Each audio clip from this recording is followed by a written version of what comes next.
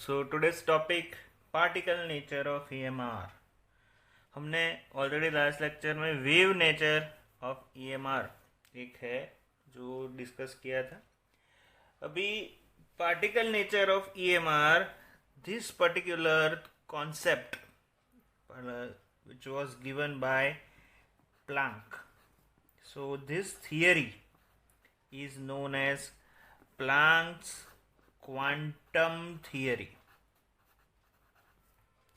इसको बोला जाता है प्लैंक्स क्वांटम थियरी.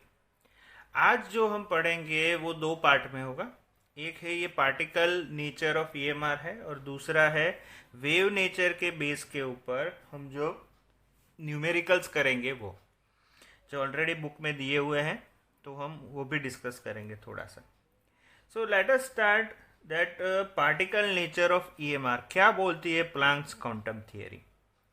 सो बहुत सारे एक्सपेरिमेंट हुए और बहुत सारे रिसर्च हुए उसके बेस के ऊपर, और we can say that experimental phenomenon such as diffraction and interference, these two can be explained by the wave nature and EMR.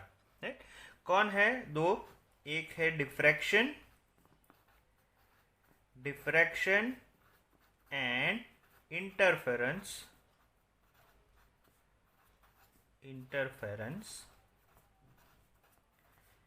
can be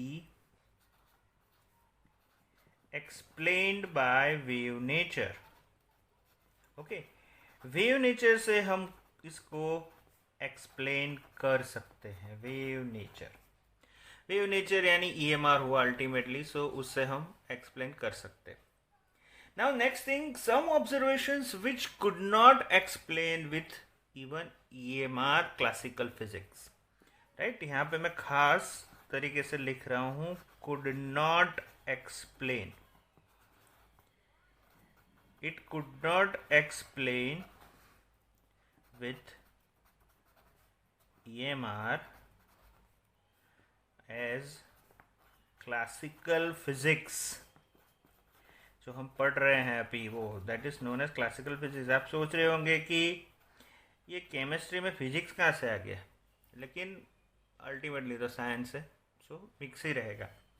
चलो, सो फर्स्ट क्या है कि nature of radiation from hot bodies. Number one, nature of hot radiation और radiation from hot bodies यानी hot objects. Right, जिसको हम दूसरा नाम देते हैं that is called black body radiation. Right, black body radiation के नाम से इसको हम जानते हैं. यानी ये क्या है, एक सिंपल तरीके से मैं समझा देता हूं. कोई पर्टिकुलर ऑब्जेक्ट है, वो ऑब्जेक्ट के ऊपर जब कोई रेडिएशन पास होता है, तो वो जब ऑब्जेक्ट के ऊपर रेडिएशन पास होता है तो उसके अंदर से एनर्जी जनरेट होती है, क्योंकि वो जो टेम्परेचर उसका इंक्रीज हो रहा है तो उसके अंदर से कोई एनर्जी जनरेट होती है. वो हॉट बॉडी कैसे बोला जाता है वो हम आगे पढ़ेंगे कि कोई पर्टिकुलर फ्रीक्वेंसी के ऊपर वो एनर्जी है, फ्रीक्वेंसी है, वो एब्जॉर्ब होती है या एमिट होती है. तो that is called black body radiation. Second one, ejection of electron from the metal surface. Second, ये जो है इसके साथ हम कोरिलेट कर सकते हैं ejected electrons from metal surface.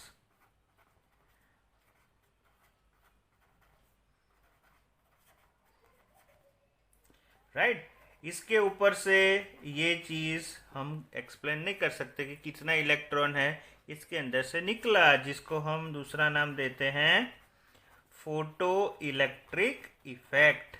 ये पढ़ेंगे हम आगे, एक या दो सेशन में आ जाएगा. ठीक है, photoelectric effect. Okay, number 3, variation in the capacity of the solid as a function of temperature. Number 3, variation in heat capacity, right. अलग सबकी डेफिनेटली हीट कैपेसिटी अलग है सॉलिड्स की। Heat capacity of variation heat capacity of solids, right, as a function of temperature. यानी जैसे जैसे temperature increase होगा उस हिसाब से सॉलिड की हीट कैपेसिटी, उसको कितना रेडिएशन एमिट करता है, कितना एक्सेप्ट करता है, वो उसकी कैपेसिटी पे डिपेंड करता है। Number 4, that is line spectra of atoms. Line spectra, hydrogen spectra आएगा। Line spectra of atoms with reference to hydrogen। ये 4 चीज है, ये एक्सप्लेन नहीं कर सकते हैं क्लासिकल फिजिक्स के ऊपर। एक है ब्लैक बॉडी रेडिएशन क्या है, फोटो इलेक्ट्रिक इफेक्ट क्या है, हर एक सॉलिड की कैपेसिटी क्या है, heat capacity, and the last one that is line spectra of atom. Okay, so this is our first topic. Now let us go to the next one. So Max Planck explained the phenomenon of black body radiation. Right? Max Planck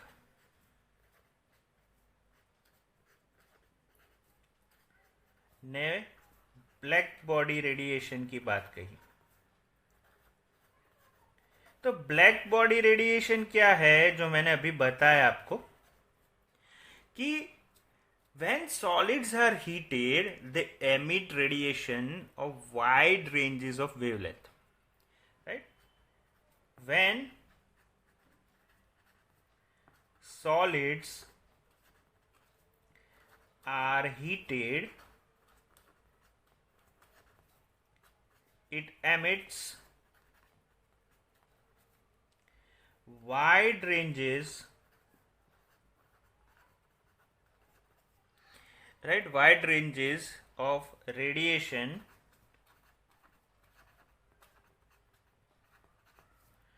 with different wavelengths, or variably wide ranges of with different wavelength। Okay, अभी wavelength क्या है हमने last already discuss कर दिया है session में। Wavelength के बाद आता है, सपोज एक आयरन रॉड है।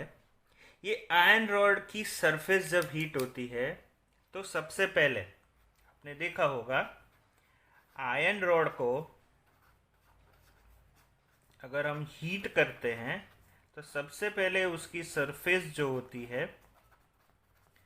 वो रेड होती है, राइट। सबसे पहले कैसे हो जाती है, एकदम गर्म हो जाती है तो रेड हो जाती है।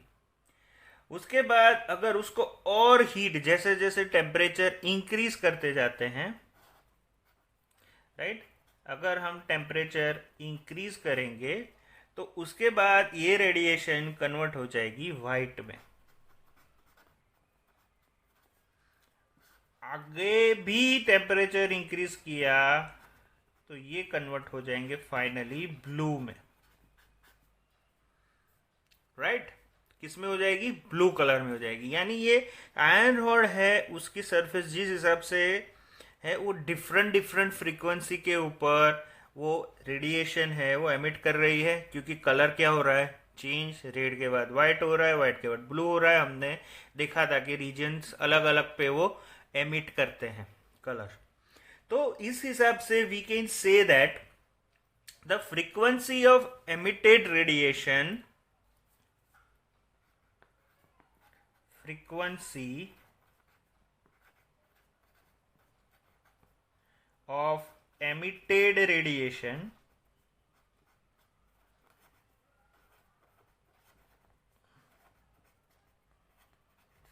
goes from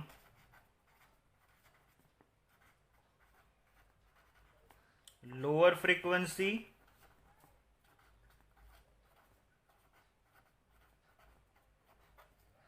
to higher frequency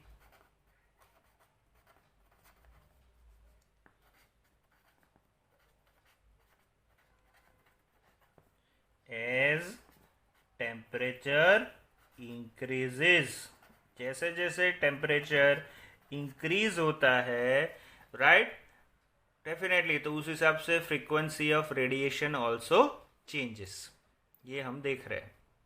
ठीक है, तो ये हुई बात हमारी फ्रीक्वेंसी बात। Now this particularly the ideal body किसको बोला जाता है? The ideal body which emits and absorb दोनों radiations of all frequency is called black body. किसको बोला जाता है? Black body.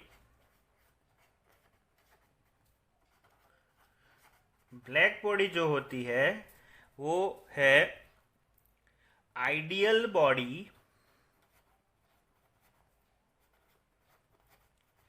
which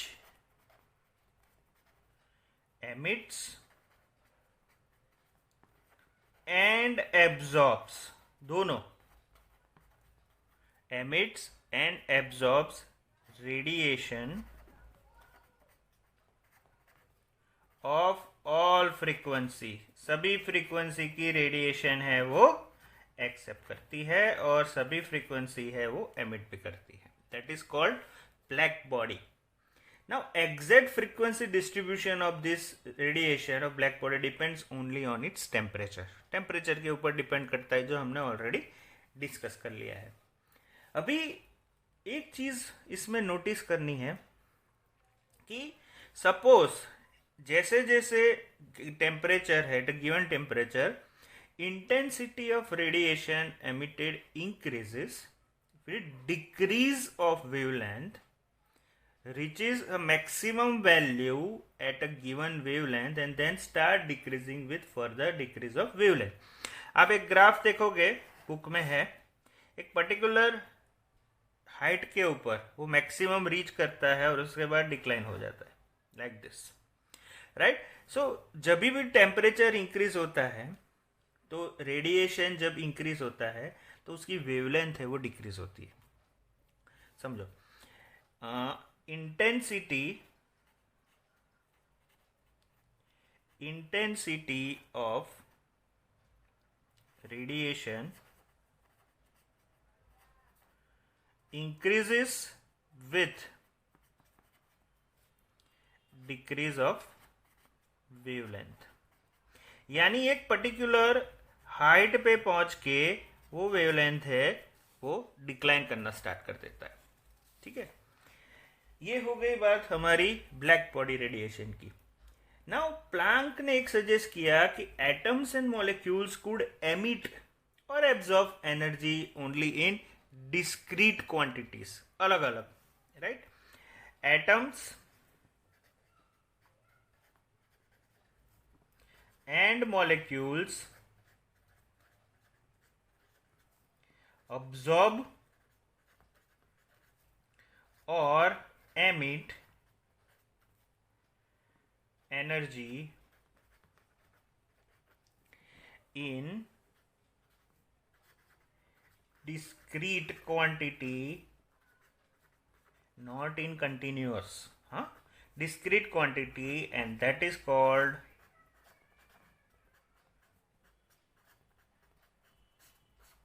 quantum, right? That is called quantum, which is the smallest quantity of energy. Planck ने जो दिया वो smallest quantity, right? That is called quantum. अभी quantum है और इसके ऊपर द क्वांटम एनर्जी रेडिएशन जिसको बोला जाता है, they are directly proportional to the E is energy, right? E is quantum of the radiation. E is equal to ये quantum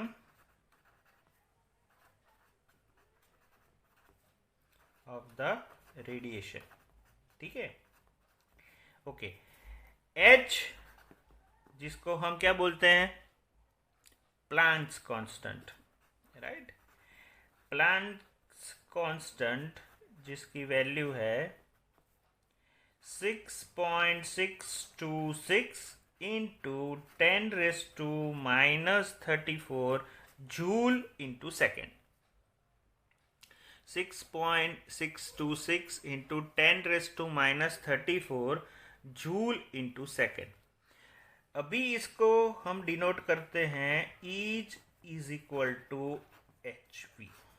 ये फॉर्मूला आपको याद रखना है। और आगे हमने देख लिया है already v is equal to C lambda, तो ये यहाँ पे हम पुट करेंगे। v is equal to C lambda भी हमने कल डिस्कस ऑलरेडी कर लिया है। ये वैल्यू इसके अंदर पुट करेंगे तो ये बन जाएगा e is equal to H C by lambda. तो आपको ये दोनों फॉर्मूलाज है, ये 1 और ये 2, दोनों याद रखने हैं। इसके ऊपर से हम न्यूमेरिकल्स करेंगे, ठीक है। So with this theory Planck was able to explain the distribution of intensity in the radiation from the black body as a function of frequency and wavelength at different temperature. कि कोई frequency कैसे कितनी है, इसका colour के हिसाब से हमने देखा आगे चेंज हो जाता है, तो उसके बारे में भी डिस्कस कर लिया। तो let us start the numericals that is based on wave nature. Wave nature के ऊपर जो हमारे न्यूमेरिकल्स है, ये v is equal to C lambda के बेस के ऊपर हम वो पहले डिस्कस कर लेते हैं और उसके बाद हम आगे जाएंगे, ठीक है। अभी इसके बारे में सबसे पहले हमको क्या करना है, keep your chemistry text book with you. सबसे पहले आप अपनी केमिस्ट्री की टेक्स्ट बुक ले लो, राइट। उसके बाद आगे का वीडियो स्टार्ट करना। केमिस्ट्री की बुक हाथ में ले लो और सबसे पहले पेज नंबर 35 निकालो। पेज नंबर 35, उसमें प्रॉब्लम नंबर 2.3 होगा। निकाला, ठीक है, okay. The question is the Vividh Bharati station of All India Radio Delhi broadcast on a frequency of 1368 kilohertz KHZ, right. Frequency क्या दी हुई है हमको, फ्रीक्वेंसी को हम किससे डिनोट करते हैं, V, जो हमको दी गई है 1368 किलोहर्ट्ज, ओके, 1368 किलोहर्ट्ज, फाइन। चलो कैलकुलेट द वेवलेंथ। वेवलेंथ हमको कैलकुलेट करनी है। वेवलेंथ यानी हम करते denote lambda, okay, fine. Calculate the wavelength of EMR emitted by transmitter. Which part of the electromagnetic spectrum does it belong to? यानी कौन से रेडियो फ्रीक्वेंसी में आता है, माइक्रोवेव में आता है, यूवी में आता है, इंफ्रारेड में आता है, किस में आता है, ये हमको चेक करके बताना है। तो सबसे पहले formula, we know that, what is the formula, book में लिखा हुआ ही है, C is equal to we lambda, fine. Find करना है हमको लैम्बडा, तो ये बन जाएगा C by V। C is speed of light 3.00 into 10⁸ metre per second, and V जो है वो किलो हर्ट्ज है, जिसको हम हर्ट्ज में कन्वर्ट करेंगे तो किलो है तो 10⁻3, फाइन। सो 1368 इंटू 10⁻3 हर्ट्ज यानी सेकेंड इनवर्स। हर्ट्ज का दूसरा सिंबल है सेकेंड इनवर्स। कैलकुलेट करते हैं इसको, 3/1368 ऊपर जाएगा तो 10⁵, इसको कन्वर्ट करेंगे तो 0.00 के आसपास 29, सो 219.3 मीटर आंसर आएगा। So this characteristic is radio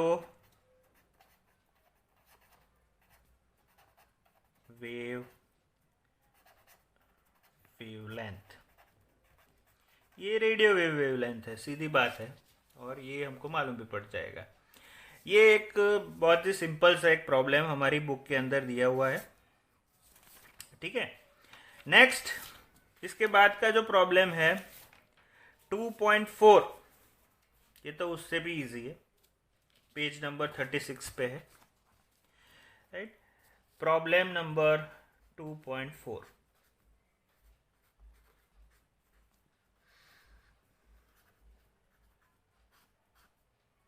problem number 2.4 that is on page number 36। ठीक है, चलो। The wavelength range of the visible spectrum extends from violet है 400 nanometre to red 750 nanometre. Express this wavelength in frequencies और hertz. तो सबसे पहले ये wavelength है, नैनोमीटर है, इसको मीटर में कन्वर्ट करेंगे तो 1 nanometre is equal to 10⁻⁹ metre होता है। ये सबसे पहले याद रखना है, फर्स्ट चैप्टर आ गया वापस। 1 nanometre is equal to 10⁻⁹ metre. Okay, let us move. इसमें दिया है हमको वायलेट। वायलेट के लिए सबसे पहले रीजन जो दिया है दैट इज 400 नैनोमीटर।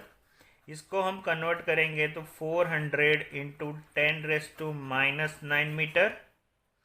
ठीक है, और रेड के लिए जो होगा दैट इज 750 nm।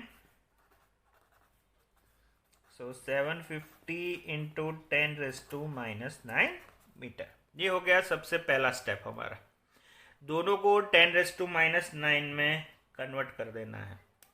अभी सबसे पहले फ्रीक्वेंसी फाइंड करेंगे for violet.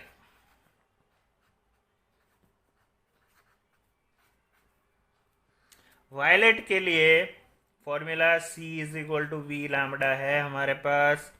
So V find करना है frequency.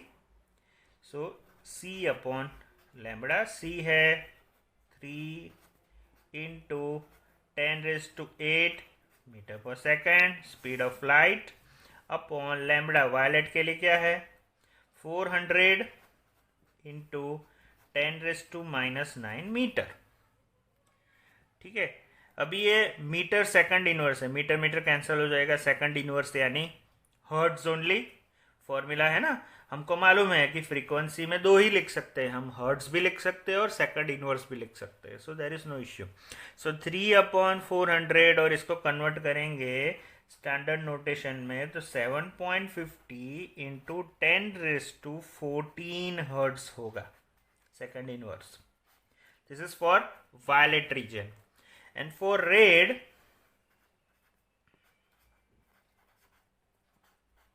again C is equal to V lambda. So V is equal to C by lambda. क्या है 3.00 speed of light 10⁸ metre per second upon 750 into 10⁻⁹ metre. So final answer is 4.00 into 10⁻14 hertz. बहुत ही simple सा सम, बहुत ही simple सा। ठीक है, तो ये हो गए हमारे एग्जाम्पल्स। आज जो मैं आपको शीट दूंगा, एक प्रॉपर नोट्स के साथ शीट मिलेगी, उसके अंदर सभी प्रॉब्लम्स भी होंगे और एक्सरसाइज के भी 3 सम मैंने दिए हुए हैं जो आपको डेफिनेटली है वो यूज टू होंगे, जिसमें आप कर सकते। उसमें से एक हम करते हैं एक्सरसाइज में से, go to the exercise that is on page number 60। एक करते हैं, ठीक है। चलो, एक्सरसाइज का एक सम है, क्वेश्चन नंबर देखो 2.5 that is on page number 65। ठीक है, इसके ऊपर हमको बताया गया है कि yellow light emitted from a sodium lamp as a wavelength of 580 nanometre, यानी लैम्बडा दिया हुआ है 580 नैनोमीटर। नैनोमीटर होता है तो सबसे पहले हम इसको किस में कन्वर्ट करते हैं, मीटर में। सो 10⁻⁹ मीटर हो गया, सही। चलो, now calculate the frequency and wave number. Frequency भी मेजर करना है और वेव नंबर भी मेजर करना है। वेव नंबर यानी 1 wavelength, reciprocal of wavelength 1 lambda. Okay, तो ये हमको ढूंढना है। तो सबसे पहले calculation of frequency. First frequency के लिए c is equal to we lambda. अभी ये दिमाग में डाल देना, c is equal to we lambda. v ढूंढना है, so c upon lambda. c की वैल्यू तो अभी आपको डेफिनेटली रट्टा मार लो। Speed of light 3.00 into 10⁸ metre per second upon lambda हमको दे दिया है 580। सो नीचे डाल दो 580 into 10⁻⁹ metre. Calculate it. So final answer would be around 5.172 into 10⁻14 hertz. Hertz को या सेकंड इनवर्स लिखो, दो भी चलेगा। सेकंड अभी हमको ढूंढना है वेव नंबर। तो वेव नंबर ढूंढने के लिए सबसे पहले लैम्बडा मालूम होना चाहिए, है? हमको मालूम है लैम्बडा, यस मालूम है। सो वेव नंबर